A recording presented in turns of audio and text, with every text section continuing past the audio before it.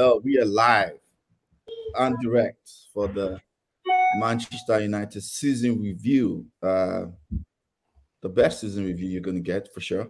This out of all the season reviews. I know the Arsenal fans are waiting to jump in the comments, to create that the rivalry that they have in their head, their Twitter rivalry that they have in their head, even though we're not rivals, but whatever. But let me introduce the panel. I think we have a good mix today. We'll start with, a good mix. Yeah, a good mix. We'll start with the vibe guy, the troll master, Fire Lord. I'll call him Fire Lord Oga Kwame. Thanks for joining us. At your service. The optimist, the eternal optimist, who always believes every season United are going to win the league. Okay. Thanks. Well, I may not be that positive this coming season unless things change quickly. Okay, I just want to remind you that you told me that we're going to win the league. That's all I wanted to say. wait. Oh, God, was this before the Palace game? The Palace away. I think that was one Palace away. My brother, I don't remember. I just remember that I was sitting in this chair. and I almost fell down from my chair. I stand by what I said. If United had won Palace away and won Arsenal away that week, right now, this will be a conversation about how United pulled off an amazing championship. If I lived in Houston, I went to school with Beyonce. Maybe Beyonce would be my Next on the panel, I think one of the nerds. I think I'm a nerd too. The nerds on the panel, football nerd, Sabuchi, Mr. Stay Hopeful. Thanks for joining us, Mr. Zaza. You can't watch football. You can't be a football fan without hope. If you don't have hope, you die. I know I said hope kills, so that's a weird thing. I was gonna ask because you said it's a hope that kills, but then if you don't have hope, you die. So either way, you're dead. I mean, football is eternal suffering. Being a football fan is eternal suffering. I mean, it is what it is. That's just the truth. Before we dive into the topic, that's one of the things you are here for. YouTube, Footy Fantasy. Like, share, subscribe. Twitter, road to 1.5K, Footy 80 Fantasy. Instagram, Fantasy Footy. Like, share during the summer. There'll be content on a weekly basis throughout summer. Like, share, subscribe. Let's dive in. We're going to do summary. Okay? Yeah. You give us a quick 2-minute summary about the season and what letter grade you give the season, Man United season. I think the season had four. I think you can break the season into 4 parts. There was Brighton, Brentford. That's one part of the season. Then there was Liverpool all the way to Palace away, where I think everybody knows United were probably the form team in Europe. That's statistics. That's fact, right? Yeah. Nobody in Europe picked up as many points as United in that period of time. Then from Palace, the Arsenal game after that, and then probably to Brighton. That was then Brighton away, where United lost 1-0 with about 4-5 games to go. That was shaky. And in between that, you had the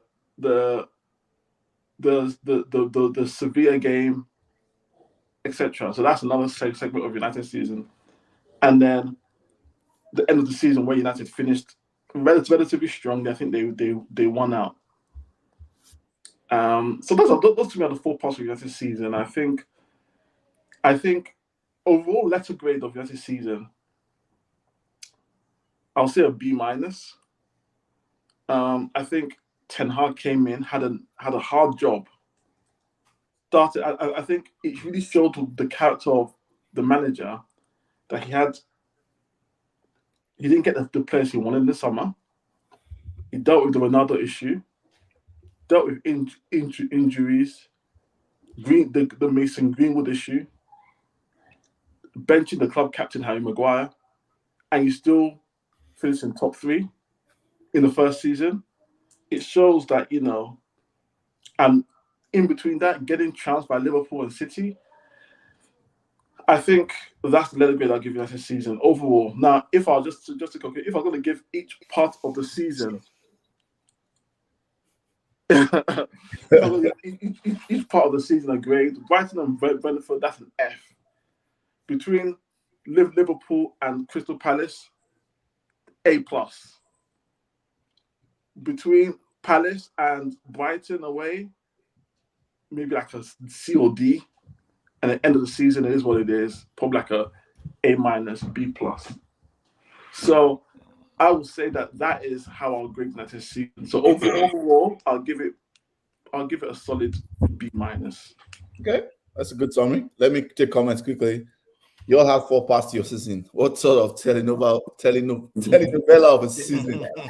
Name yourself. Don't just say Facebook user. Who is it? I think that's Linger. I think that's Linger. I suspect because the following comments say your jacuzzi. Yeah, I think that's Linger. That's Linger. That has to be our West African sister. Yeah, Liverpool is up next week. Just remember, and I'll be in the comments. I'll be there. Listen, I will be number 1. I'll be waiting. And you have to be on this spot, nigga. Don't tell me you are on any California brunch. We're not doing that here. You have No. You will be struggling to find Liverpool fans to come and grade their season. Yeah. They're all high. Oh, she said that's Toby. Okay, so first is Toby. So they're tag team in Liverpool. Arsenal fans are coming in to tag. It's good. Toby, keep it coming. Keep it coming. We didn't make a lot of friends along the way, Toby. So. we were not measuring toes. Yeah, no. We're not in the pedicure business in my United. We play trophies. Okay, comment. Let's go. What is your summary about the season? Yeah, I'm just gonna stay consistent because I think I did talk about this maybe like 2 or 3 podcasts before. I'll just give us a passing grade, a solid C, because you just can't ignore how badly we failed. The failures that Manchester United encountered this season, they were massive. You know, we had some heavy defeats at the hands of Liverpool, at the hands of Manchester City. Even Newcastle kind of disgraced us a little bit. Brighton, Brentford, Sevilla, Manchester City, again in the FA Cup final. We did not go far in the Europa League. We did not. We finished 3rd in the league, and you know that 3rd does sound like a decent position to finish in. Sounds like Erik ten Hag, overachieved in some sorts. But let's take a more critical look of how we finished 3rd. I don't agree that we were the 3rd best team in the league. That's just me. You look at the number of goals we scored. I mean, goal scoring is a big problem. I know Bucci is going to address this, but goal scoring has remained a big problem for Manchester United. I mean, I think in the top eight, we only outscored Aston Villa, I believe. We scored 58 goals the whole season. Even Spurs scored 70. Listen to that. Spurs got 70 goals. United got 58. So, I'll give it a solid C. And I will compare, the where we finished number 3. I will almost compare that to Ollie's season where he finished 2nd. That was a false 2nd. And this season, I think it's a false 3rd. So that's just my opinion. Okay. Points. That's false 3rds. I don't like when football fans do this kind of stuff. When someone gets an achievement and you start putting it in context, then do you go and put every other thing that happens in history in context? Like, oh yeah, absolutely. You start putting everything in context, then achievements are not worth it. That's basically what you're saying. Because if you want to look at this team and say the way they finished was bad, the way the team went was bad, then what happened last season? How bad was last season? Last season was so disastrous. Yes. That if you had told me this team would come 3rd this season, I would have beaten off your hands at the beginning of the season. That's the truth. All of us would have done it. I agree, yeah. Yeah. Now, so you're not looking at a team that couldn't win a game or struggled to win games last season. Won most of the games they played. They didn't win some. They won most of the games they played this season. Oh, yeah. They got to the FA Cup final. They got to the Carling Cup final and won it. Yeah. Yes, there were disappointments. But where did these teams start from? Now, there's another thing you have to go back and look at. we're talking about this team can't score goals. But it's a problem is that our goals conceded is actually a very false number. Why? Most of the goals were considered in gluts. Yeah. Yes, I agree with that. We're one match short of having clean sheets in half the Premier League games they played. 17 clean sheets. One more would have been half. So that means this team shut out most of the teams they played. So this is, what did they say? Defense win championships. You build from something. So you can't just come and start saying this team can score. The hardest thing to do is to stop teams from scoring. I don't know. I think the hardest thing to do is scoring goals. I will also say this. This kind of caveating, right? I want to take it to a bit. No, let me finish. Let me finish. You have your now. What I'm trying to say in essence is that you gotta look at what this team did well. If you stop looking at what they did well, you start looking at only the bad things. And of course, it's a bullshit season. Excuse my French. But if you look at where the team came from and the things they did well, and then the problems the team had, because like okay was saying, oh, we can break the season up. I can break the season up into two parts. Before Eriksen injury and Casemiro suspension. Yeah. If Casemiro didn't miss 7 Premier League games this season, we would have been closer to second. This whole idea of we're not the third best team start making me laugh, because from December to Casemiro to Eriksen injury and Casemiro again suspension, we were actually as good as most teams. Yeah, in the league, we were matching most teams in the league. Most of these teams started beating us when we lost steam. Why did we lose steam? We played more games than any team in Europe. We played so many games. And then, of course, the manager made a mistake of not rotating. And so when injuries started coming in, and then the other part of it, you got to go and look at the fact that, yes, what's it called? Haaland scored most of the goals in City's team. Same thing with Rashford. But the difference is that a lot of other people were scoring in City. A few people were scoring in Manchester United. So basically, we were a team that needed somebody to be carrying us for goals. Without that guy, we would have been struggling to score goals. Yes, that's true. But look at where we got to with all these issues. All these issues I mentioned. Casemiro missed 7 games. Eriksen missed 3 months. We didn't have a fit striker. Weghorst played half of the season. And we came 3rd? Come on, man. Kudos to this team. Because guess what? Most Premier League teams would not get where we got with what we had to go through. I don't know too many Premier League teams that lost the best 2 midfielders for a good chunk of the season. Not too many did that. Yep. So what's the grade? Buchi? The grade is B+. Okay. Even in context, is B+. That's my own, Okay. That's just something. Okay. Yes. Okay. So I'll say mine quickly. Considering where we started from, right? And when I mean where we started from, how the season, where we didn't sign players quickly, for sure, and also because of the bad losses. I think I'll do the different direction. The good things that happened, in my opinion, all the signings mostly came good, which is Martinez, Casemiro, pretty much candidates for player of the season. Eriksen had a good season. Malacia and Anthony were decent. They were decent. I'll be fair with that one. So because those were the good things, in addition to everything everybody has said, the clean sheets, all of that. Second best home record, also that's a good thing. The only Man City had a better home record than United all season. So we even had a home record better than Arsenal's home record. Now the things that need improvement, we cannot afford to be getting blown out anymore. No, that's right. Yeah. So we lost 7-0 to Liverpool, 6-3 to City, 4-0 to Brentford. That has to stop. Then the goal scoring, like you guys said. The other thing, record. Yeah, it worked. Funny enough, again, that record is not as bad as people make it seem. We had the fifth. Yeah, number 5 away from home. It was just the losses were blowouts. Yeah, the big sides, and that's what has to stop. Then if I want to go slightly nitty-gritty, we need to start to be able to play out of the back against well-structured press. So those are the things. So for me, I think it's a B-. I'll stay with a B-. I think that's very fair. A B- is fair for some. Okay. Yeah. Okay. Wanted to say something. So give him maybe 30 seconds to. I was just going to say first. It's a bit like the whole caveat United finishing 3rd. I think, some people could say that the Pep that we see now we may not have seen, right, if Barcelona didn't win the 2009 Champions League final. you know. So I think you could always have those kind of caveats, but you have to kind of like take everything into perspective. Yeah, exactly. You gotta have everything. Like I said, you can either have the second best home record, fifth best away record. So if you think averaging that out, even if you just want to do simple averages, that puts you at probably what, third, fourth? Yeah.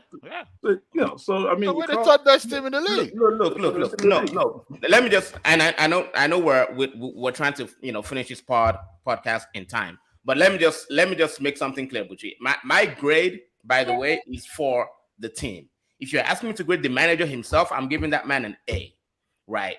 The manager does not. I mean, I call Ten Hag the Jesus of football, the Jesus of coaching. But the man cannot work miracles, right? A farmer can only work with the tools and the farm he's given. So the fact that we did not have a striker for an entire season, because trust me, the club knew Ronaldo wanted to leave. The club knew that, and they still let Ten Hag continue to repeat the institutional line, right? The club knew that Maguire was not good enough. He couldn't play what the style Ten Hag wanted him to play, right? So all that is not Ten Hag's fault. So again, my grade is for the performance on the pitch, just based on what we saw. Look, the Europa League, we didn't even get to the semifinal. Carabao Cup, yes, we won it, but the Carabao Cup was the cheapest of the competitions, that we were engaged in. The league, yeah, I mean, we performed really well in the league, but I disagree with you. I think goal scoring is the most difficult thing to do and the most important thing to do in football. The numbers say that we scored only 58 goals. That's not Ten Hag's fault, but hey, that's just the way the team was structured. If we had Tony Martial as not a what does Ayo call him, consultant? Yeah. If Tony Martial was not a consultant, right, and if he was there full time, maybe we would have scored 70 goals. Who knows? And then my opinion would have changed. So this is not a dig on the manager at all. This is just me saying things the way I see it. Yeah, I understand. I just feel the team grew. That's what I felt. Compared to the team from last season, this team really grew. Luke Shaw, the improvement on Luke Shaw was astronomical. I'm the same person who was talking about he can only cross the street from McDonald's to Burger King. The man looks like he's been born again. Wan-Bissaka looks like he can play football. Yeah, Rashford was phenomenal. Yeah, I think Bruno played his best season in Manchester United, despite not having the goals and assists he should have had. He actually played phenomenal football this season. That's a weird thing about it. And without the goals and assists.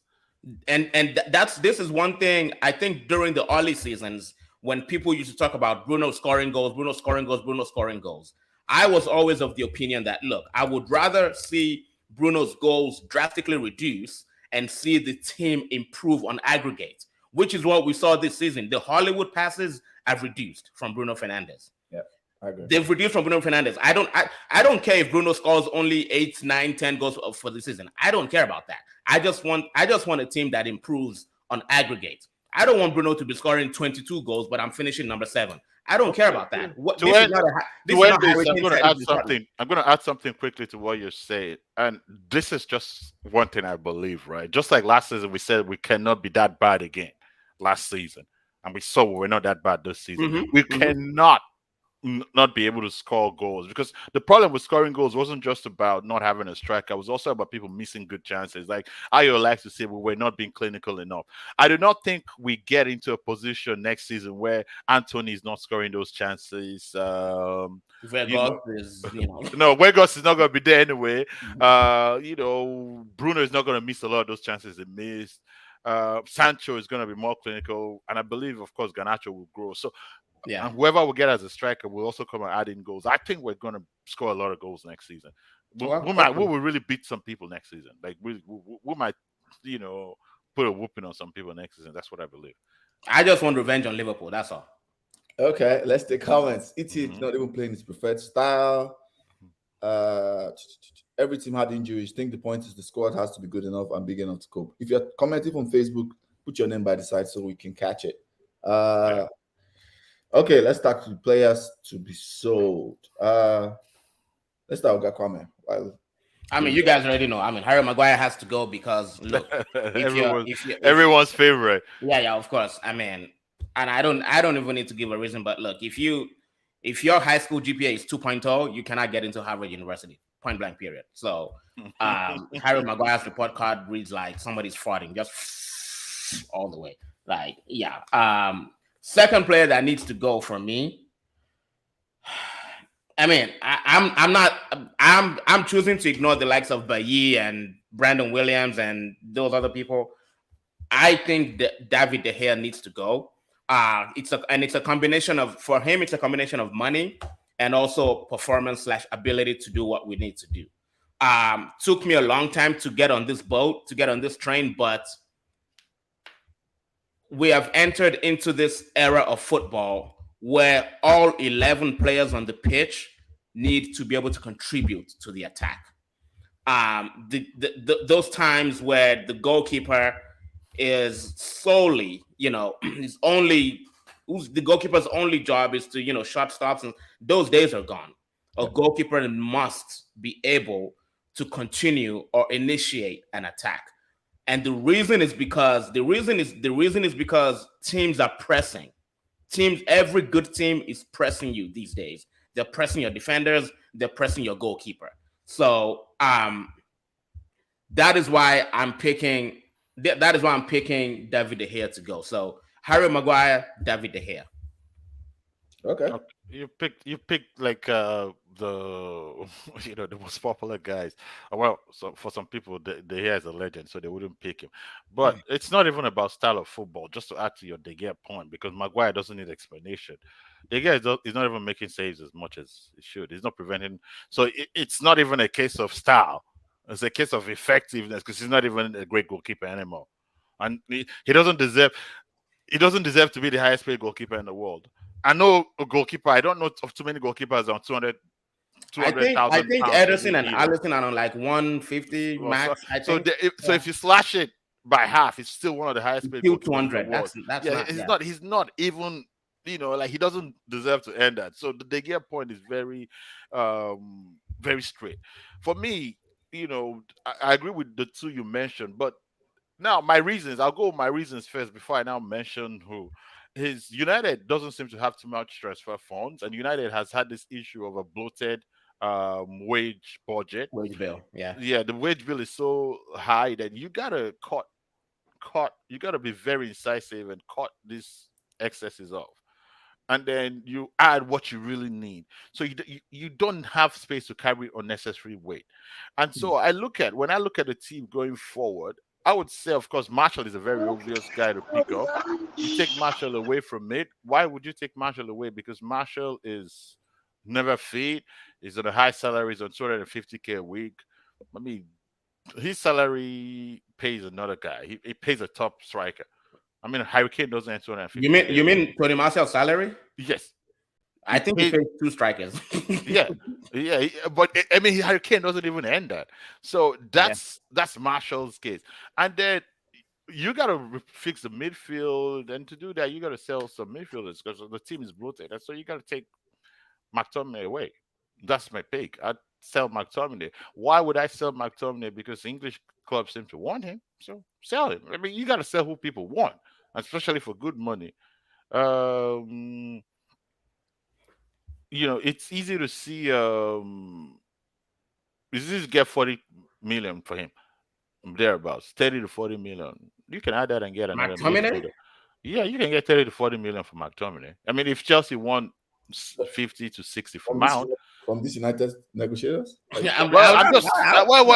just talking about in the same world. Yeah. I mean that pays half of Cashido's transfer, for example. So you gotta sell those guys. You gotta drop them. Those are my two. Okay. Those are good picks. I don't know if OK is ready. If OK is ready, I can go. No, I can talk. Okay. I think the players mentioned already. I'm not saying they should go, but I think it'll be better for them to find better opportunities elsewhere, maybe, for Harry Maguire, and then I mean, I don't want to be repetitive. United need a goalkeeper that can play up from the back. But here's one that's left field. I don't think United can win the Premier League with Bruno Fernandes as a number 10. I think Bruno Fernandes is 28 now. If United can get 100 million, 80 million, then I think United should take that money, because I always try and look at it in this way, right? Look at KDB, look at Bruno. They play similar positions. Chalk and cheese. KDB in this United team will transform the team. Don't get me wrong, Bruno has done well. Bruno since he's been at United, he's done a lot of good things. But I just feel that you have to kind of like just be a bit. You gotta just look at the bigger picture. And I think that if Ferguson was what was in charge, Bruno would have been gone by now. He's a mental violence. Wait. Just jump to the second one. Just jump to the second one, because we're about to eat you up here, man. Just jump to the second one. Bruno has great stats, but don't let great stats fool you. Juan Mata had great stats. There are players out there that have great stats.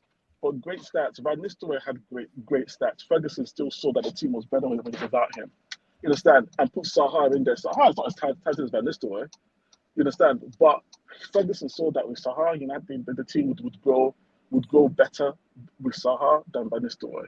So I think people have to stop, especially United fans, stop looking at the stats and say, "Oh, Bruno got 20 goals for 15 assists." Look at how many times Bruno could have slipped somebody in, but Bruno goes for the Hollywood pass or Hollywood goal. Guys, let's be serious. I think if Madrid come in 100 million for Bruno, United should absolutely bite their hands off. But United won't. And I think look at and let me give just before I finish, give you another example. Look at Gundogan for City. Probably City's second or third best player. Pep has seen something that says, you know what? Going forward, he may not be the guy, or Pep's going to change the style of play. At United, some United fans will be saying, give him a 5-year deal. This guy wanted the Champions League captain, treble captain. But Pep is just ruthless. And next season, it could be KDB. And the season after, it could be Haaland. Pep does not mess about. So I think that's left field. I know you guys are gonna, you guys are. Okay, please. Okay, tell us your second player, please. No, tell us your second player, because. David De Gea. Oh, he said De Gea. Oh, he said De Gea. Okay. Ayo, read that comment. Read that comment before we. Because no, we need Ayo to say it on too. No. Let me say comment. We say what I said. So I bring credit card cups now. Okay. I think what's credit card cup? But Carabao is a beer. Your team never qualified for an energy drink.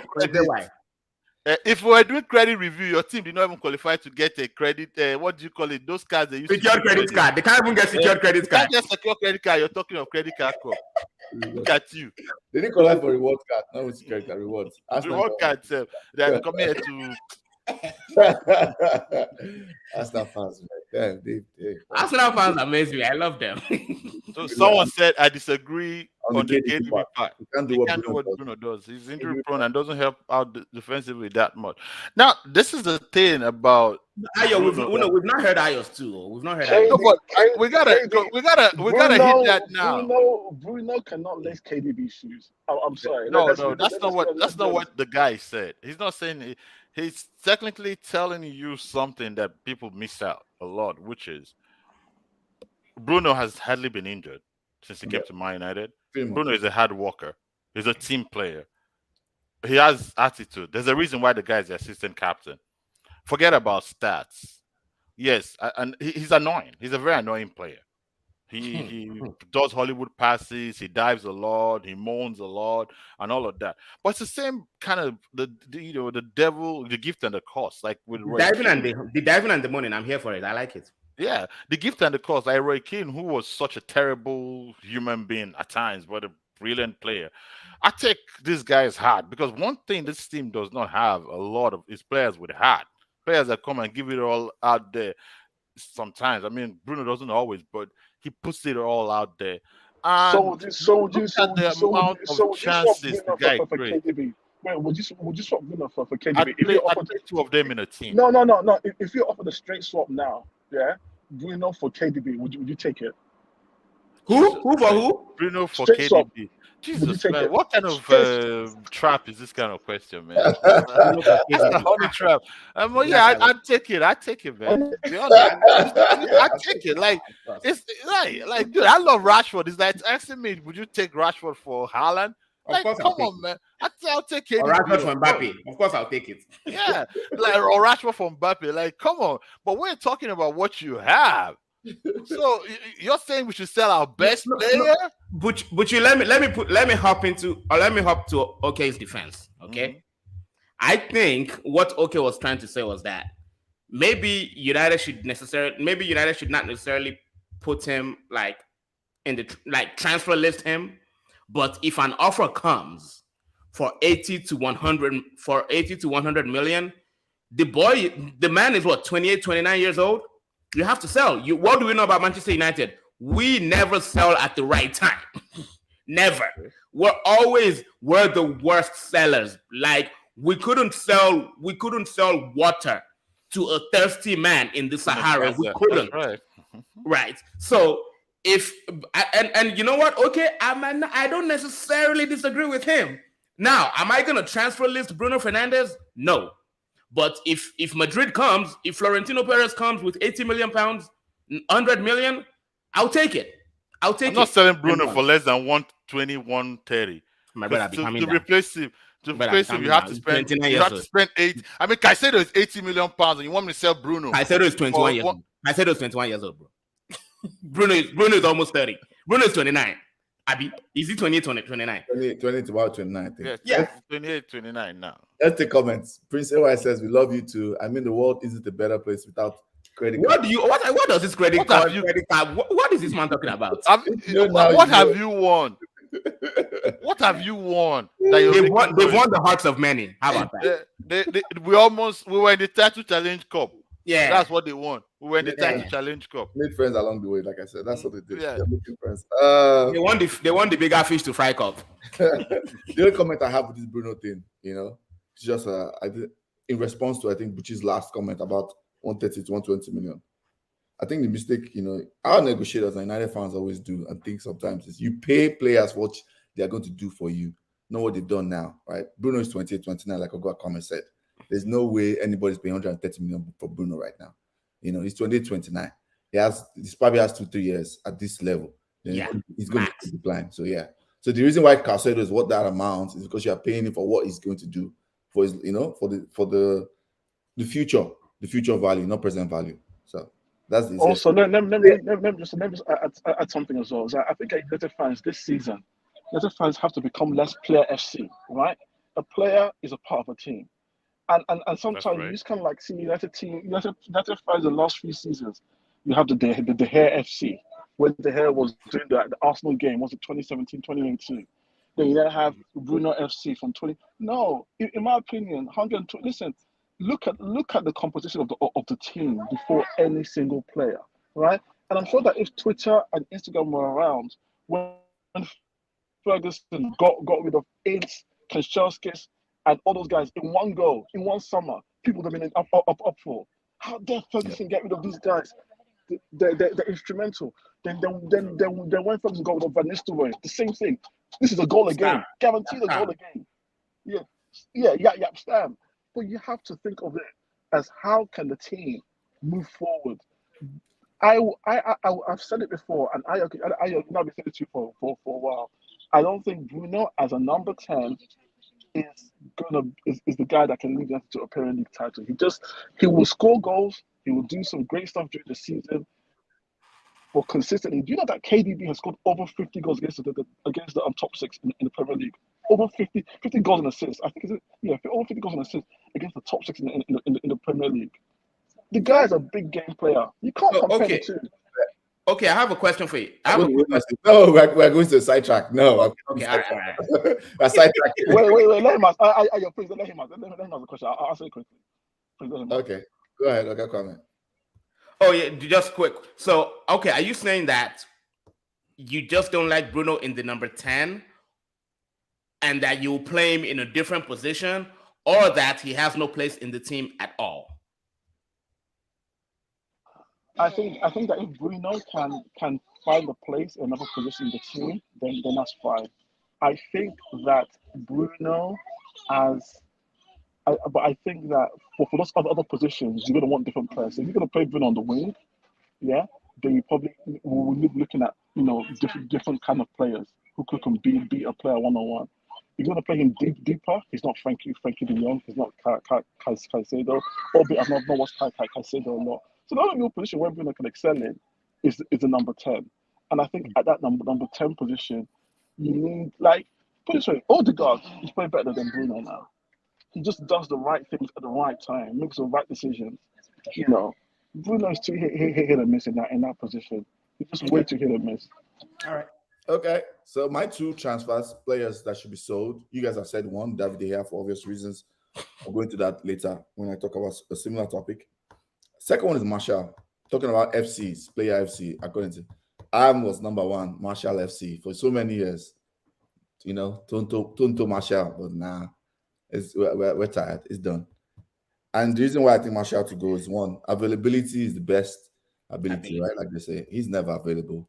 I coined him Consultant FC this season just because he chooses his own hours, right? As a consultant, he can pick and work 2 hours, 4 hours in like a month. Like, we cannot. No, United cannot move forward with this. Like, I need you to be available. That's number 1. The second reason is it's just his wages. It's not 230K. It's just we're just burning value, that we're burning money down the drain by doing that. Yeah. We can move him out, get like Thuram, who I think is going somewhere else now, maybe Milan, I'm hearing, whatever. Like that kind of Marcus Thuram. I think he's going to Milan or something, some other place. You can get someone like that on the free. I know we have budget restrictions. The other person, since you guys have chosen David De Gea, I'll go to Fred. If it's true that Fulham is, since they say Fulham has made a bid, I think we should move Fred on. How old is Fred? Fred is about 28 or thereabout. Yeah, 27, 28, I think. 27. Okay. 27. I think we should move Fred on because for the very simple reason. He's the only one, it looks like they say there's an interest in him, right? You can only sell what there are 2 parties to a deal. There's a buyer and the seller. That's right. There seems to be a buyer for Fred. I like Fred. Fred is 30. Fred is 30 years old. Okay, so if it's true, this is why I should move him on now. We should move Fred on. Like I said, United should need to get into the policy of looking ahead, long term, and paying for players, whether it's salary or transfer fees, based on what they'll do for you in the future. Know what they're doing for you now. We make that mistake so many times in our transfer policy and keep it. So if since there's someone come up Fred, move Fred on and get a younger player that can do what he can do, or can have, I think even more importantly, a similar profile to type of midfielders you have. When I mean similar, like there'll be an easier, someone that can keep the ball. Because what happens is once X is out and Fred, it's like the midfield is a totally different midfield, like 2 night and day qualities. And that's fine if you have like replacements. But what we have is like just one players are like unicorns in what they do, and they don't complement each other. So so that's Bruno, Casemiro, Rashford. It's really once they're out, even Shaw. Once they're out, the team, there's nothing. The team disintegrates. Yeah, it's just disintegrates. It's just weird. Yeah, it's too dependent on those 4 players. Okay, moment of goal of the season. Okay, what's your moment of goal of the season? Okay, so it's one or the other, right? Yeah.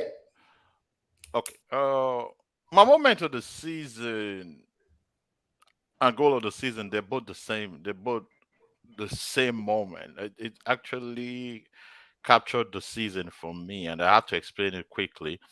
Casemiro is a beast. Okay. I don't know how we got that guy. I don't know how the guy decided to come to this. This is the last place you would think someone like Casemiro would come for this adventure, because there were easier places to go. He could have gone to Bayern. He could have gone to, there are places to go. There were other places. There were options. PSG, if he was looking for a payday. I mean, PSG is even an easier payday than this. Yeah. And this guy came in here to put in work. And why? So that's why he's my player of the season. Of course, Rashford could be there too, but this moment captures what he did for the club, captures the moment, the season, and captures everything about the revival that happened this season. His goal in the Carling Cup final was a moment that of relief. It was the first trophy in years, in 6 years, if I'm correct. Yeah. And he was the right player to score it. It was meant to be. It was just that kind of thing that once he scored that goal, it lifted so much off our shoulders. And there was no better person to score that goal. There was no better person. It had to be him. And so that is a moment that goes, whenever I think about this season, I go back to that moment. I remember that header, the beautiful header, the way he planted it, the celebration, it was just amazing. So I mean, I could keep going on and on and on about it, but that is my moment of the season. Okay, that's great. That's good. I agree. Let me take comment. Then okay can go. Comment is tiredness of me from Prince White. Said this bros has beef with Bruno. Period. Say okay has beef. Okay, what's your moment or goal of the season? Let me see if is he on? Yeah, he's on. Oh yeah, there he is. Yeah. Garnacho, twice, please. Garnacho. I think that The goal against Fulham was so important. Is it the goal against Fulham? Yeah, goal against Fulham. Garnacho. Okay. Yeah. Last minute goal. It kind of also helped United fans realize that the spirit in the team. You understand? So in my opinion, it was the best goal of the season. And also, it was almost like a turning moment because I think United fans started to see Ten Hag like, wow, okay, there's something in this team now. This team has a bit of fight. Yeah, that's right, and that's the same day that idiot released that. Yes. That idiot released that. Yes. Interview. Yeah. Literally 45 minutes after. Yeah. Jacuzzi inspector. Yeah, I'm coming. I'm getting to him in a particular section for sure. I'm getting to the. Okay, Kwame. What's your moment or goal of the season? I don't have goal of the season. Moment of the season happened off the pitch. It was when the Glazers put United up for sale because it signifies the beginning. And I know it's still going on. People are frustrated and stuff, but let's hang in there. It will soon be over. Amen. Regardless of who owns Manchester United, the Glazers leaving, United fans should celebrate that because at the very least, it represents an opportunity for the club to restructure and just redesign itself from scratch. So that's my moment of the season. Hopefully, it's over and we get a new owner very soon. But yeah. So Prince AY's moment of the season or goal of the season, it says the offside goal against City. It was so controversial that it got me the IFBB rules and regulations. Prince AY. Let me tell you my moment of the season, Prince AY.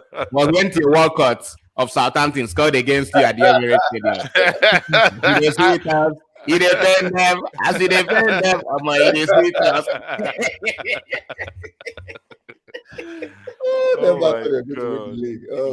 they're booking flights. No, I'm not going to name the guy I saw at your party, Ayo. The guy I saw at your party that was telling me that if they win the league, he's definitely going to be at the title parade. They don't talk to you because of that. It's so funny. I love it. Yeah.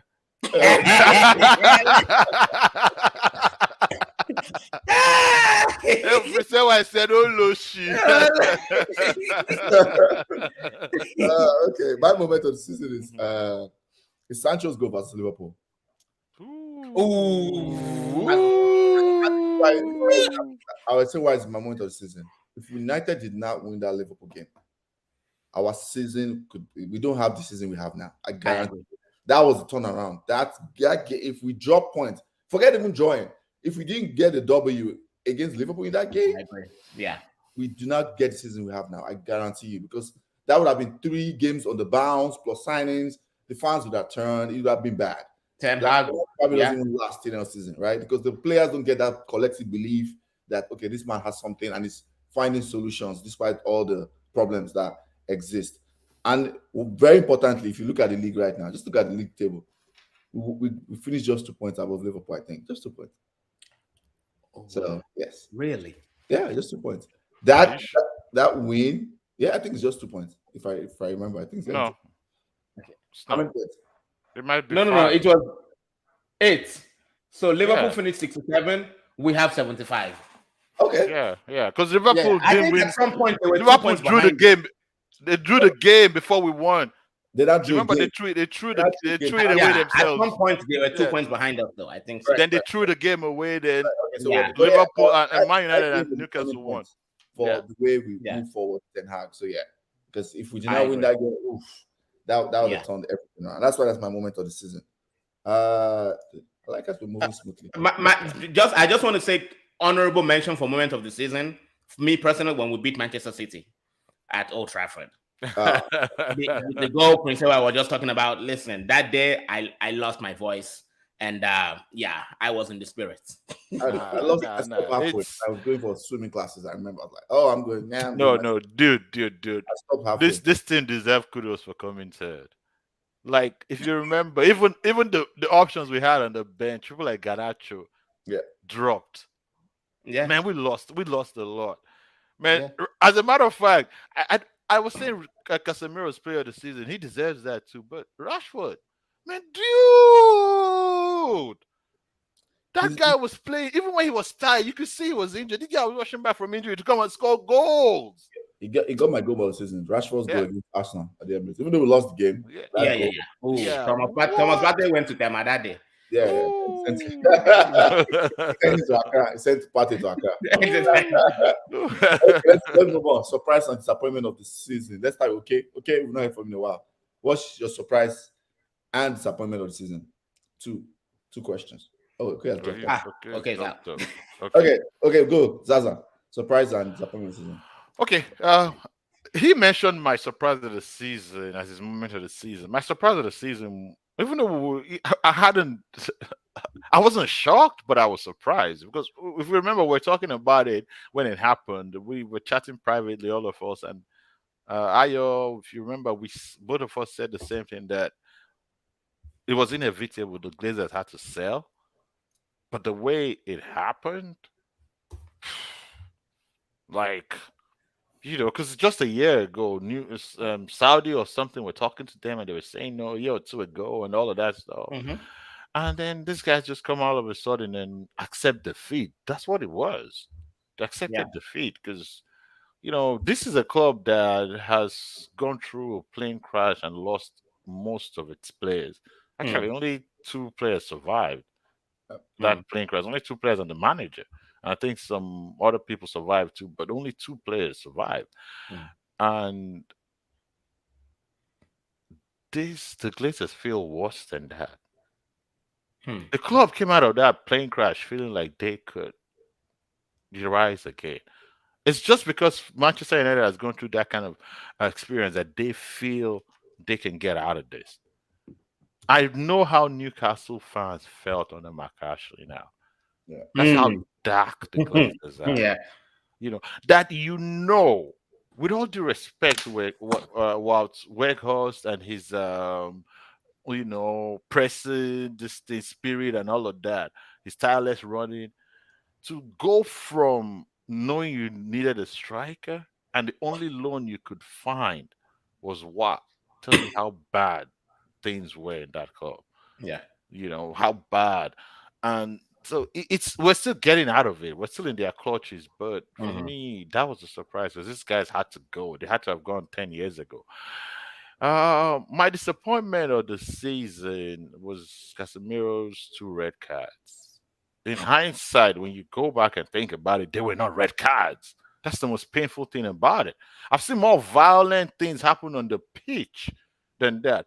And it hurts because VAR is supposed to be, you know, go back. And this brings us back to how useless VAR has been, especially this season. This was probably the most controversial VAR season in England because these 2 guys were literally, he was holding this guy back. It was a moment of a grab on the neck. And then they were chatting about it. There wasn't nothing violent about it. If you go back and watch the whole video, you can really see that it was chill. It wasn't a case of I'm holding you. But let's be honest. Like Casemiro, I think he tried to do the jokey thing afterwards because he knew he'd been caught out. No, I'm not sure he was, because he wasn't. If you watch the video, okay, I watched the video. Casemiro didn't go in there to fight. Casemiro never went in there to fight. He just went and he was pushing guys back. He was actually, if you watch it, it was Fred that was went in there with violence. Fred and Anthony were the only people that were really violent there. I think it was Ayo that hold on, man. Let me finish. We can't both talk at the same time. Then the second red card was bad because if you think about it, he slipped. If you really think about it, he slipped. He wasn't going for that. And then it wasn't, when you look at it, like, that's why you go, okay, why can't these guys chill and really look at taking the situation? He didn't really go into endanger the guy. The guy was hit, but the guy wasn't injured. It wasn't like one of those, okay, look, this guy, he couldn't even help himself. He slipped.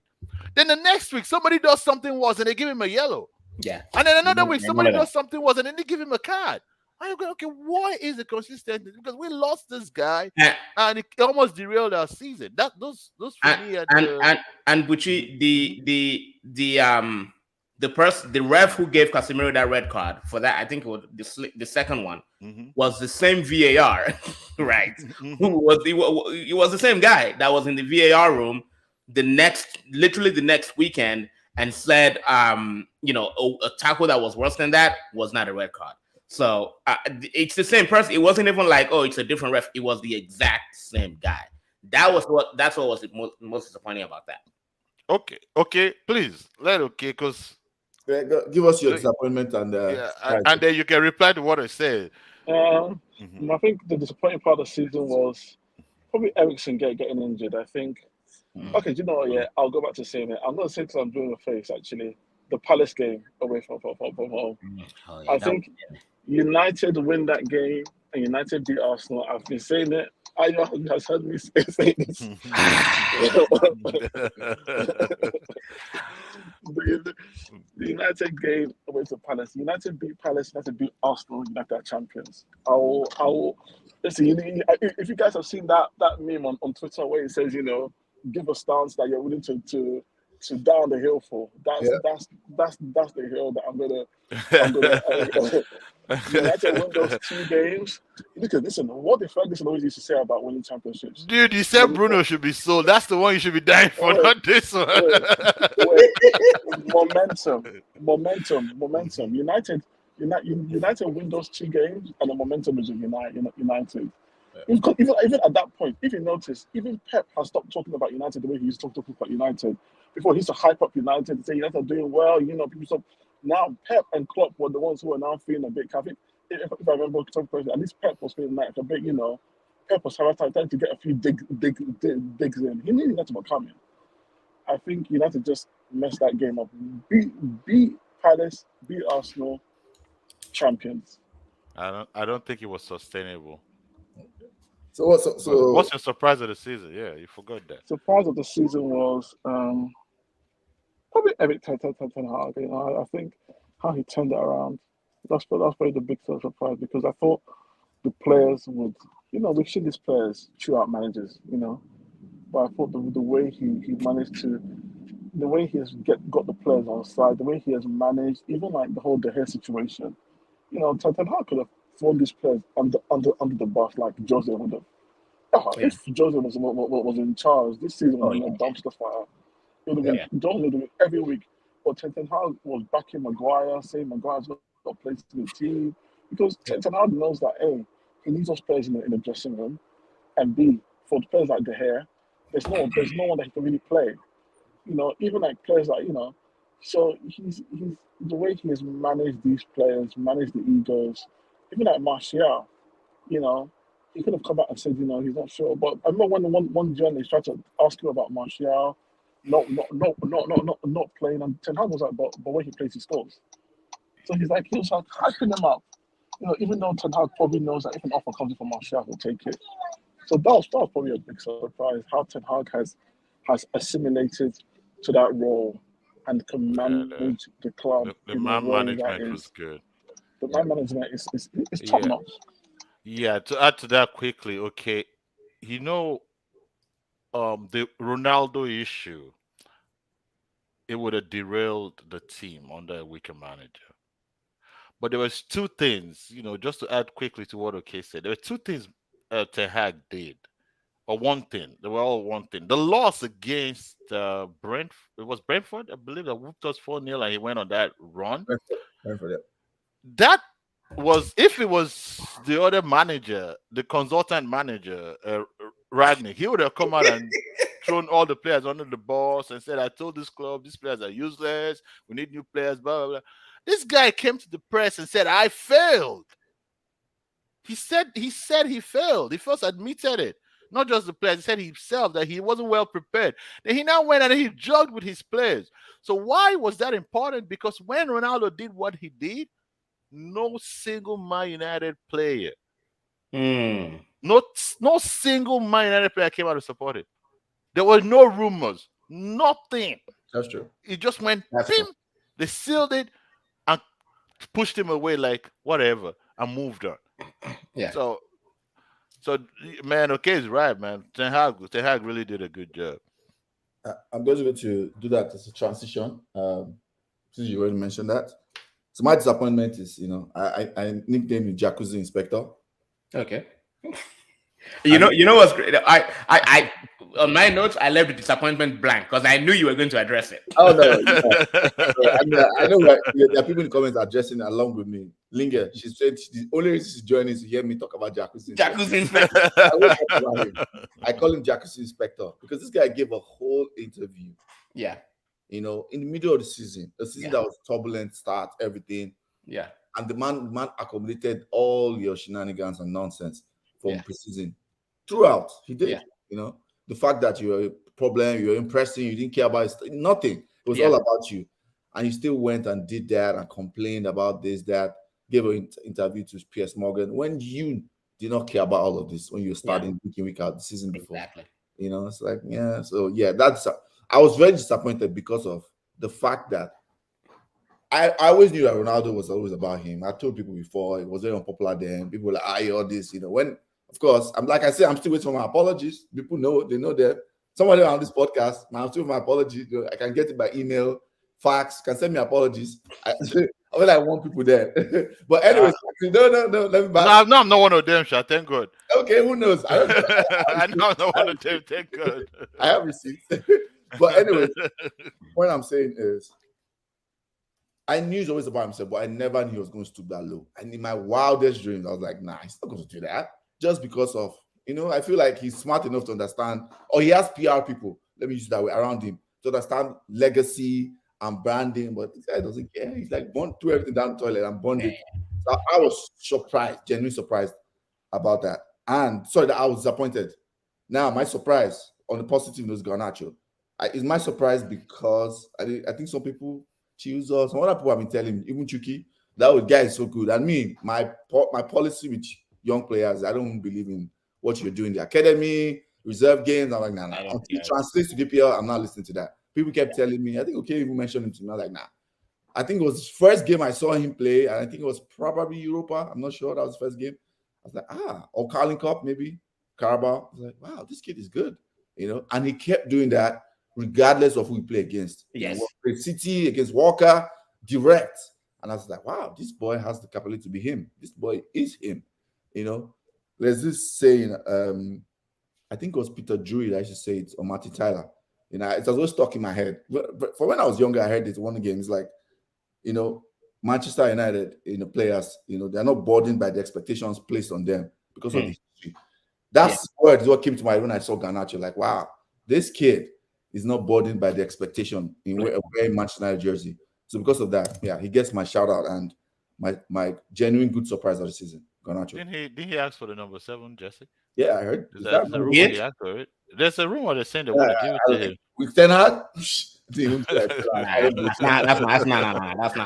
If he tries that, he won't do that. He can wear 61. He can wear 16. He can wear 52. He doesn't have to be a starter to wear it. Guys, you can wear 6 plus 1. Jacuzzi Inspector was wearing it on the bench. Wear 6 plus, exactly. Okay, come here.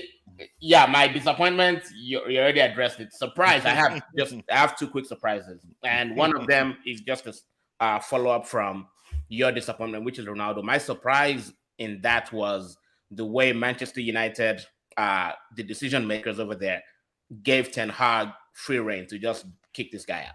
Because I don't know, but I think that under another manager, maybe last season Ronaldo would have stayed. Nah, he insulted the owners. Yeah, but still though, because again, look, we've seen the Glazers make worse decisions, right? That's right. I thought the Glazers would have been like, you know what? We still get money from him. They would have ignored it. But yeah, I'm surprised they kicked him out immediately too. Second surprise, Luke Shaw and Wan-Bissaka, both of them. Look, Luke Shaw, I keep saying this. Luke Shaw is the reason why we did not suffer complete defensive drop-off after Licha Martinez got injured. Yeah. And that one, look, when we see Trumeo de Tockham, like this, the same person who called him, a stripper from Atlanta, thicker than a Snicker, the man did. Wait, you didn't finish. Who said this? Wait, name was Shane. Who said this? Who said this? No, it's me that called him. It's me. No, but you haven't finished it. Said the McDonald's stuff. Yeah. I said the only crossing Luke Shaw does is when he crosses the street from McDonald's to Burger King. So I completely had I did not think Luke Shaw was capable of playing, any kind of meaningful part in United season. I told you, I serious with the apology, Luke Shaw. No, you're not getting it. Sorry. No, Alex, you're not getting it. I'm just saying. You're not getting it. I don't care if you leave your fax number. I don't care. You're not getting it. Everybody knows I'm Luke Shaw's biggest fan here. Yeah, that's the Gucci road for Luke Shaw. Even when I wasn't feeling Luke Shaw like 3-4 seasons ago. Yeah. So that was a genuine surprise. And with Wan-Bissaka, the boy can play. The boy can actually play ball. Like, again, he just needs. You can tell he's being coached. He's being coached on how to be better with his feet. And I think early prediction. I think next season he will put daylight between himself and Diogo Dalot. So I think both of them are needed. No. I know both of them are needed, but let's not look. I feel like the offensive ability of Diogo Dalot is overstated. This is why. Yes, Diogo Dalot is more nimble and he can, he looks better on the ball. His end product in terms of crosses, for the most part, is crap. So I just think that part of Diogo, and I've been waiting for that part of his game to become better. And it hasn't over at least 2 seasons now. And the way Wan-Bissaka is developing, let's just leave his ability to do last-ditch defending. Let's leave that to the side. The way he's moving forward, he's putting himself in better positions. His footwork is getting sorted out a little bit. I mean, the crossing will come. So yeah. Interesting. I'm willing to do a wager on that. I love all this. Off camera. Hey, let's do a wager. This thing you're saying. Well, okay. I think. Oh, next one is 2 major. Did you want to say something? No, he didn't. He mentioned his surprise. You said your disappointment is blank. Yeah. No. I mean, my disappointment was Ayo's disappointment. So that's Yeah. 2 major positions to address this summer. Okay, you want to go?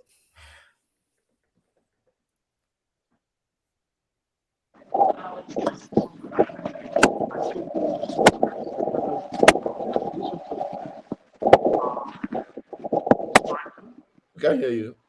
Can you hear me now? It's like you're far away. Hold on, wait. No, it's okay now. Yeah. Yeah. Okay. So the questions to address are that's fine. Hold on a second.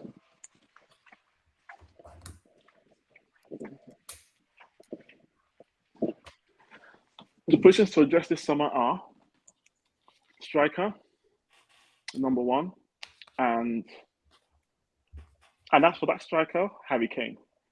This guy. Harry Kane, listen.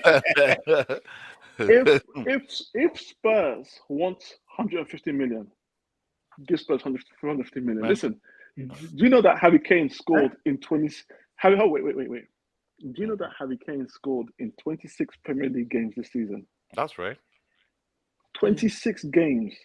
So if you add maybe a United multiplier on top of, let's say, 10%, 15%, that means that Harry Kane theoretically could score in 29 games, not goals, games, right? You cannot put a value on that. You cannot put a value on that. Okay, 150 million is a lot of value. Are you buying it? I don't know my father's money. It's not my father's money. I mean, to be fair, if you can spend 100 or 85 for Anthony, you should pay 130 for. Let me ask a question here. Ask to each and every one of you. Mm-hmm. If someone said Harry Kane for 150 million, and it was guaranteed he will score in.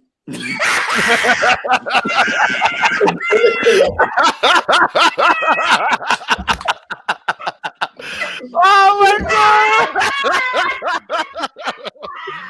That was a violent commitment. I said the only cane you are getting sugar cane. Wow, pause. If somebody said that you can get Harry Kane will score in 30 Premier League games next season for 150 million. Ayo, will you take it?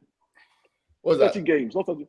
If someone said that Harry Kane, 150 million, and he'll score in 30 Premier League games next season, would you take it? No. Me neither. Okay, I won't take him. I won't take him. And Let me tell you why. I wouldn't take it. Hold on. Let Okay, let him finish. Okay, But and lastly, would you take it? And what? Would you take it? Would you take Me? it? Yeah. For 150, I take a Harry Kane, but I wouldn't take him for 150 million. That's the striker. No, But that's the question. People- The question is 150 million. No. It's too much. So that means no.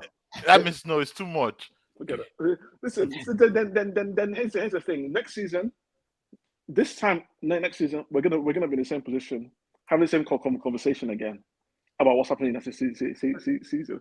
Until United decide that getting a player who's going to guarantee goals, because again, City have tooled up in Haaland. So there's a reason why. There's a reason. Remember when I keep going back. Henry was at Arsenal. United when I got Van Nistelrooy. You understand? When Drogba was at Chelsea, United went and got Berbatov. At least a player, you have to tool up to what your opposition is doing. You tool up to what you need. Is what you need too. Harry Kane is a player that can drop deep, right, and feed in Rashford, feed in Anthony, flying down the wings, and he'll still give you 30 goals a season. I don't know how anybody could turn down 30 goals. My question to you is this: if we get Harry Kane, are we winning the league? If that answer is yes, then I'll take. Yes. With the Manchester City dominance, you think Harry Kane puts us at the top of the league? Okay. Harry Kane means that we go from scoring 58 goals in a season, right? This season to scoring 88 goals in a season. Can 88 goals? No, but that's not how it works. That's not how it works, though. That's not how it works. So Harry Kane is going to reduce some other people's chances of scoring. Yeah. It's not a direct correlation. This season we scored 58. If we had Harry Kane, we're scoring maximum of like maybe 75. Right. No, because don't forget, Harry Kane is a different kind of striker. He gets assists. Harry Kane gets assists. That's true, though, because Harry Kane was scoring 20-something, Son was scoring 20-something. That works. Okay. Okay, hold on. Arsenal scored 88 goals. Manchester City scored 94 goals. We're not getting anywhere close to that, even with Harry Kane in that team. Yeah, but here's the space. Here's thing you're not looking at, right? The multiplier effect, right? So it's almost like getting Harry Kane doesn't just improve United's goals, right, in a goal scored column, right? It also reduces United's goal against columns because teams are not going to come out as much, right? That's the second thing. The third thing is Harry Kane will get assists. Harry Kane will get probably about 10 5 to 10 extra assists in this United team.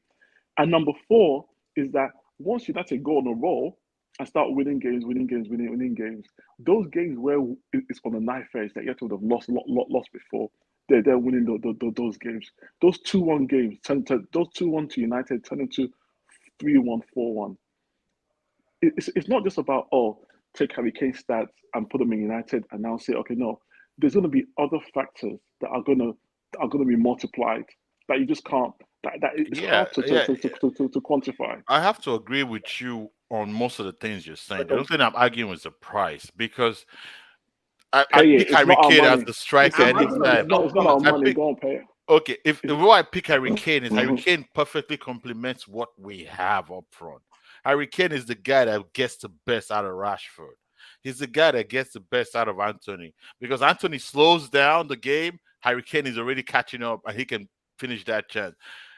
Harry Kane is dropping off to fit Rashford. This is perfect. It works. Harry Kane drops off. There's space for Rashford to run behind, and Bruno can loop it. So it works perfectly. But it's just 150 million pounds for tennis. And also, is what I'm afraid of. Also, Bucci, the point is, even if we have Harry Kane doing all those things, we're not winning the league. That's the point you people are missing. We could win the league. Why can't we win the league? Not with this City dominance, not with Pep Guardiola. Look, that's what people said. That's what people said about Manchester United at their Pep. Hold on, Bucci. The point I'm trying to make is this: we have a City that nobody could come close to this past season, right? And now they're even strengthening even more. Now, if you told me, if OK gave me Harry Kane for 150 million, right? But with a Pep-less Manchester City, then I'll be like, okay, our chances of winning the title, are much greater. So I think what it's like, what do you get for what's the value for money, right? If I get Harry Kane for 150, I want to win the league and I want to win Champions League. Those two are not happening. So I'm not going to get him. And also, value for money also, Harry Kane has maximum of 2 years left at the top. Okay, let's chill. Let's chill. Let's take a let's slow down. Right. We're going off track. We're going off track. We're sidetracking. Yeah, we're sidetracking. We're sidetracking. Yeah. Quickly. This is all fantasy. We know United doesn't have a lot of money. So we're talking about, he's saying that if he was going to spend all the money he would buy Harry Kane. He has given his reasons. But players also last, because I can remember when Lewandowski was always getting injured. Lewandowski's playing up to 34, 35. Lewandowski used to be a guy that was getting injured a lot. He's 34, 35, and he was still very potent. So the idea that Harry Kane gives you 2 years, he might be a guy that takes care of himself. I don't want to go into that. But one thing I want to say is the reason why I do not pay 150 million for Harry Kane is because we need a striker, yes. But we don't want to be in a position where you get a striker, and then if Harry Kane is out for 2 months, which can easily happen, you end up becoming toothless. The same kind of issue you have with Eriksen and Casemiro now. You got to fill up the team. You got to build a squad. I don't want to build a team of individual superstars. I want to build a squad, a wholesome squad. Yeah. So if it was fantasy where Arab money or oil money comes and they do some Jedi matrix accounting and then there's 600 million to spend, I'll buy Harry Kane. I'm telling you, I'll pay whatever level I want, because he's to me the best fit for especially Ten Hag ball. Haaland is not available. Did OK pick his second player? No, I think he said he's basically telling you. Oh, he said, so it's Harry Kane and Harry Kane. It's Harry Kane and Harry Kane. That's basically what was supposed to be saying. Okay. Let me. My quick response to that is why no. Harry Kane and Frankie de Jong. And Frankie de Jong. Okay. That makes sense. That's good. So, I your stop. In my opinion, yeah, you know where I stand with this. Like, no, absolutely not. Even if you have that money, you should go and pay for Osimhen. And this is very simple for me. United need to stop buying players or giving out contracts for present value. We need to stop doing that. This is the reason why we always get in the hole every time. This is what people, this is the same people were saying about Cristiano Ronaldo. We got into trouble. The same thing with Casemiro. He had a good season, but everybody knows this is probably the best Casemiro season we're going to get. From here on out, he's going to decline. Next season, it will not be as good as this. Correct. I don't know why we keep doing this. I like United fans keep doing this. It's like we don't learn from our mistakes. Like, when are people going to learn? We need to stop doing that. We give players contracts for their future value. Harry Kane is 30 years old. This man is 30. The squad is not ready. This is not Van Persie situation. This United team is not ready to win the league. It's very clear. It's very obvious. There are so many holes in the squad. So many holes that we need to fill. Talk about Harry Kane. That's Harry Kane is the player you get. It's a risk you take when you are one player away. Harry Kane is a risk Arsenal if they didn't have the whole rivalry going on. Harry Kane is a risk Arsenal should be taking because we are closer to winning the league than we are. Banter aside, they are. So that's a team like Real Madrid. They can do that for Harry Kane. Correct. Yeah. We have so many holes. So Harry Kane should be far. United is not ready to win the league until like 2-3 seasons, in my opinion.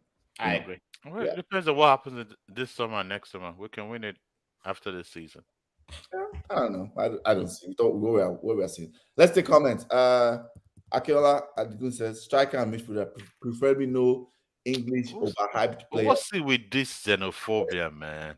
Priscilla said instead of getting Kane, why not focus on spreading the goals around? Your team is not scoring enough. That's true. Put Kane on Arsenal side and score 100 goals minimum. Absolutely.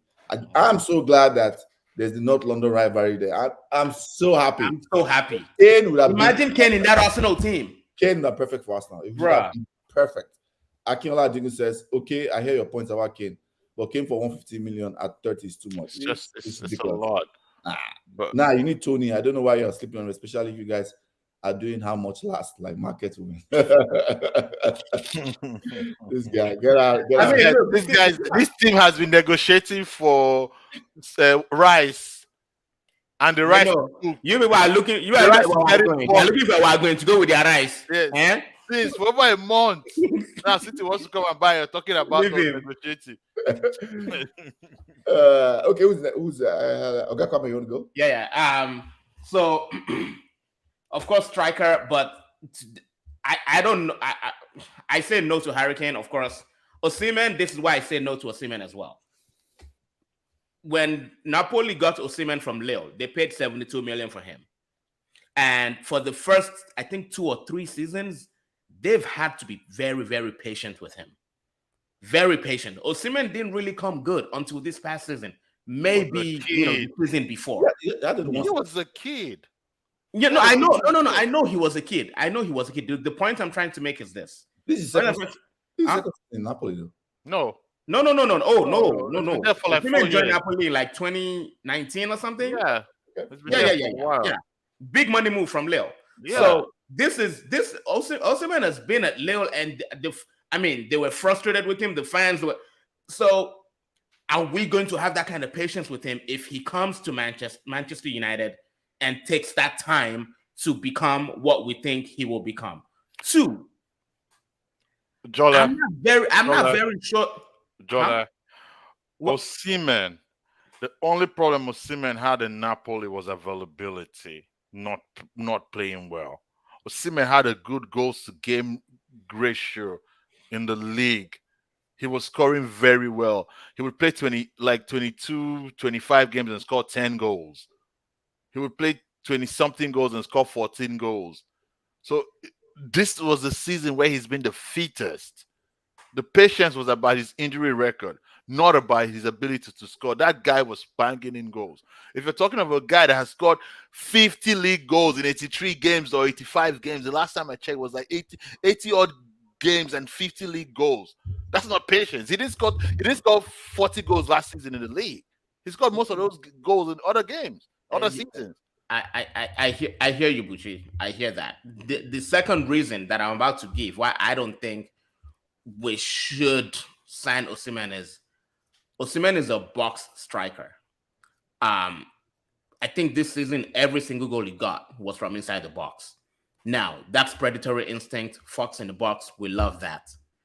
I just think United needs a player that can contribute a little bit in build-up.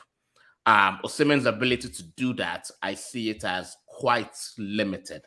Again, because now if we manage to develop a midfield that is an engine, a powerhouse in itself, where we don't need a striker to drop deep, pretty much the reasons why people like OK wants Harry Kane. He can drop deep, he can find Anthony, he can find Rashford, he can make Bruno run past him. Osimhen does not have the ability to do that. So anyway, those are the reasons why I don't want Osimhen either. Who do I want? I don't know. That's why I'm not a scout. Another person it would be a massive mistake. That Højlund kid, absolutely not. And listen, I can already hear the jokes. Gas station Haaland, Haaland from Sam's Club. Like, bro, it is going to, this man are quoting, Atalanta quoting 80 million for Højlund. Man has 9 goals in the league, bro. Absolutely not. Absolutely not. Again, who should we get? I don't know. That's why they get paid the big bucks. Another position we need to strengthen. I mean, of goalkeeper is obvious, but the person who sits next to Casemiro, whoever that is, we need to strengthen that. We have to. That is an absolute necessity. Eriksen, I love him, but in some games he gets overrun. Like, people just run through him like he's Laurie Harvey. Seriously. So it's yeah. Jesus, that's it. Man. Okay, I'm sorry. I'm done. Okay. I'm gonna name, because you guys have named some of the positions. I'm not gonna go back to striker. Though I'll take Osimhen. My only fear about Osimhen is I don't know whether they should do a bone test and be sure, because I saw him going to visit. They say it's a childhood friend, and all I was seeing was bros there. I was wondering, this guy, if you're 24, how are your childhood friends? All them bros. But we'll find out more later. So, apart from striker, I think I'd take a midfielder. I'd take Frankie de Jong or Caicedo. I'd go all in on Caicedo. All in, like, basically go to, because it's very obvious this guy wants to sell. Go and tell this guy how much the Chelsea offer you for salary. We'll give you 20K more. Guy's young. He's gonna be worth it. I mean, if you're paying Marshall 250, you should be able to pay this guy to something.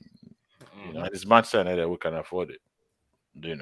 Especially he's gonna be a star. He's gonna be like, he's from Ecuador, right? Yeah. He's gonna be a big draw for us in Ecuador too. A new market.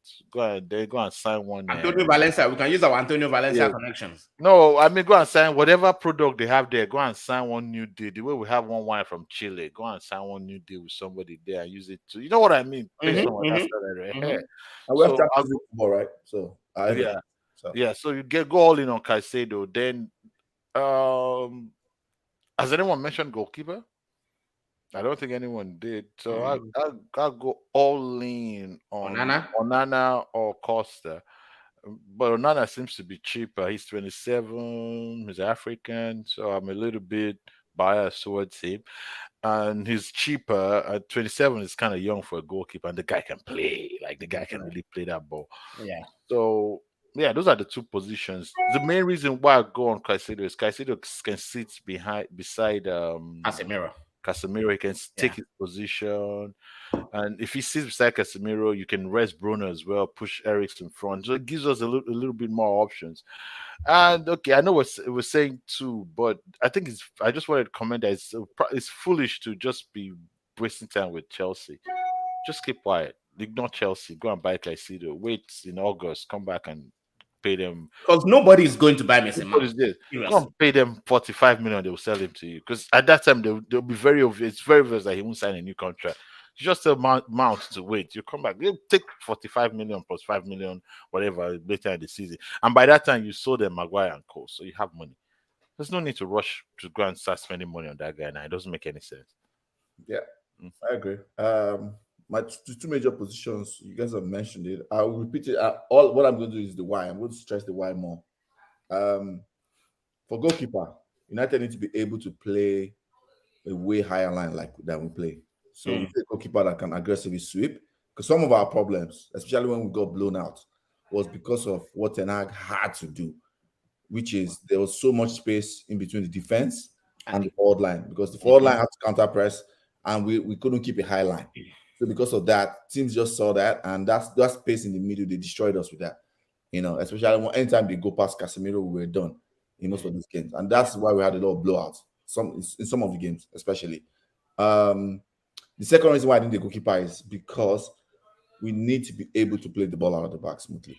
We need to. You cannot avoid that without a goalkeeper. Tenaga to try it in some games with his hand tied behind his back. It's not going to work next season. It was already showing. And the effective way to actually beat a press is to go long, and this guy can't kick long to save his life. He can't. Like if Man City and Brighton and Arsenal and co want to come and pressing your boss, you just kick it to Rashford twice. By the time the ball goes there, they will realize, oh my god, they'll start shifting backwards. It's automatic. But Rashford sometimes just find the fullbacks if they're high, right? Yeah, I'm just saying that if they overpress it and Rashford is standing on that line and their line is their forward line, once you give it one good ball and Rashford almost gets in once or twice, they'll be like, okay. The backline shifts, and then you can move your, and then you can shift your line up. It's very automatic. That's what the reason why nobody, people press City with respect. People press City with respect just because Ederson will just kick one ball to Haaland, for example, or Grealish, and it's over. The same thing Alisson was doing for Salah. Boom. Oh my God, this guy is true. He scored. Wait, but we were just pressing these guys. But please continue. Yeah, so that's why that's how they beat us. That's how they beat us now. Talking about Man City. So yeah, it's critical for striker. I think the other way to look at it is, apart from everything you guys have said, it's like a fixed position to construct your attack around. Those two positions, the goalkeeper and striker, there are two pivot positions to construct your team around, and we have suffered for that for so many years. Long before Ten Hag came, and that's why we need to fix that position. All we've had are like quick fix people that don't play like strikers. Martial doesn't play; he doesn't run like a striker. Especially when on the ball, he makes runs alongside other players. And doesn't open up defenses. So those things need to change, and that's why we need a striker, a real striker that knows space, understand the importance of space when the team is on the ball. Martial plays monkey post striker. Yes, exactly. Pretty much the runs he makes. Yeah, that's true. He's like very close to you. Give it back to me. I give it back to you. Kind of ball. Yeah. He never spaces. He doesn't. Never stretches. Yeah. Yeah, it doesn't stretch out him. So yeah. So I mean, those are the two major positions in my head. Apart from all the other, I think the next one is obvious. The CDM position. I've been screaming for Caicedo for a while. I don't know if we'll do it, but I think that's another position we need to fix. But the two priority for me, striker and goalkeeper now. What do you guys think about? What do you guys think about the whole Declan Rice situation? Because they're talking about we might give them Maguire and McTominay to get Declan Rice. It's an upgrade. I'll take him too. Okay. Yeah. Like I don't want to do this. It has to be this player thing because you don't always get the player you want. Yeah. If Rice is achievable or attainable, I'll take him because he also offers similar things to what's his name, Caicedo. And the good thing about Rice is that Rice is better on the ball than people actually give him credit for. And Rice is not actually good at turning with the ball. Right. He's good with moving and facing. When the field is in front of him, he can carry that ball. He can carry balls well, and he can pass, forward. The problem he just has is he's not great at turning, and he's not great under the press. But he can be better because that's the weird thing. He has good ball control. It's just that his turning is not great. He can sub for Casemiro. He can play alongside him, which gives us options. So Rice is good. And if they're going to take Maguire out of our hands, that's a blessing. Yeah. That's a big blessing. The other thing about Harry Kane I wanted to add, though, because I thought about it, was when you were talking about we've been having this problem for long, is I like Harry Kane. I want Harry Kane. But that also leaves us with a problem where we haven't signed a striker for the long haul again. We've signed another Abramovich, another Cavani. We've signed another Van Persie. Yep. Since what's his name, Van Nistelrooy left this club, we have not had a long-term top 9. Yep. We have not had that, and this is going to about I what mean, when 20, Rooney 20 was years at 9 now. for a long time. No, when Rooney is not a 9. He played. He was a forced 9. He forced it. Berbatov didn't walk out. Van Persie was not here for long enough. Saha was injured. You can name them. They just it was one after the other after, or all. So it's a position that if we're playing fantasy, and what I mean fantasy is, let's say, for example, it's not going to happen, but let's say Qatar comes in tomorrow and they pay off the debt, and Manchester United goes and say, "Oh, look, we have this money we didn't even know was sitting down somewhere, and they're going to spend 300-400 million." I'd buy Kane and Ferguson. I'm serious. I'd go get Ferguson because Ferguson's goals per minute ratio is good. Ferguson's a guy that looks like Kane, like the future Kane. I'd take him and let Kane train him. Yeah. Save Kane's legs for the big games. And yeah, the fantasy for me is building a team to challenge. To build a team slowly works too. It's better to build a team slowly. But if you have money, why not go all out? Because this team is built right now to win, weirdly. Because the whole profile of the team is more of players in their prime. If you have more players in their prime, that means these players are not going to get better in 5 years. They're going to be done in 5 years. Bruno, Casemiro, Varane. De Gea is kind of out of the team. Eriksen. Yeah. That's most of the team. Shaw. Even Luke Shaw, yeah. Yeah, Luke Shaw, I think he's 28 now, if I'm correct. Yeah. I think 20, yeah. Yeah. So you're not looking at guys that are on their way out. So you're looking at even the younger ones at 25. So the only youngsters in this team is he who will not be named, Garnacho.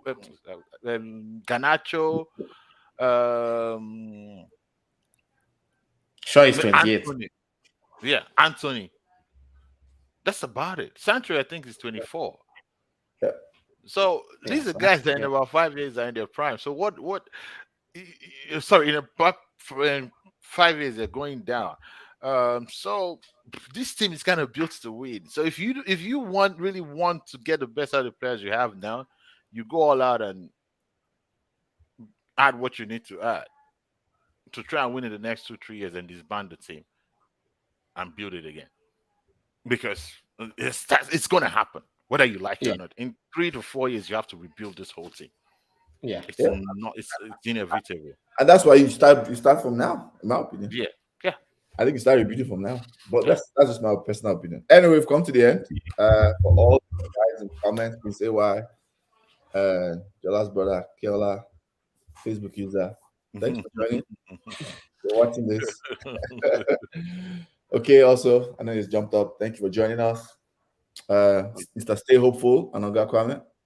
It's a pleasure as always. Of course. Next week is Liverpool's turn. We'll be there. Oh, we're gonna be in the comments. I will be there no matter what. I'll be there. Like, subscribe. Europa FC. Instagram, Europa FC. We are coming for we you. beat Manchester United FC. 7-Up Trophy FC. Thanks, everyone. Bye, guys. Thank you, guys.